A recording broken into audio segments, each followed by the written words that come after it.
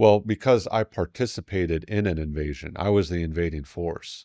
So I understand a lot of what the logistics required to be an invader actually means. Trying to compare Taiwan's situation to Ukraine is very different, right? People have walked from Ukraine to Moscow. Armies have walked for hundreds of years between Ukraine and Moscow. Flat, no high mountain. To invade Taiwan and bring actually enough soldiers, we say the term boots on the ground, would need hundreds of thousands of soldiers. Taiwan's military is not weak. It's very strong in urban environments and in mountainous jungle environments. These are two of the hardest places to wage combat. Very easy to defend. Even if Chinese are able to secure a beachhead, that invading force only has the food, water, ammunition, fuel that they brought with them.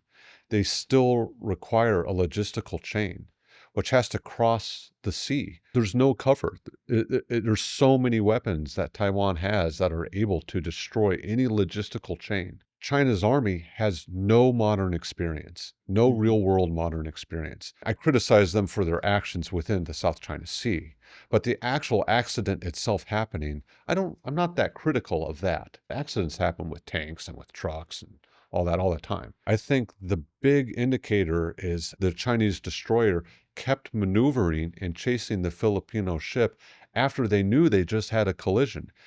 What are you doing? First off, it's not a combat situation. You're just harassing somebody, so it's not that critical. Second off, you just had a major collision. Your Coast Guard ship is taking on water. Lives were lost. You need to stop and do an assessment. Where's the damage? How bad is the damage? What can we minimize? Who's injured? You need to do the proper first aid. There was actually a U.S. submarine a few years ago that did have an accident where it hit an undersea mountain. So it had a collision, had an accident. No lives were lost. None. A few years ago, there was a Chinese submarine that had an accident. I think all the sailors aboard died.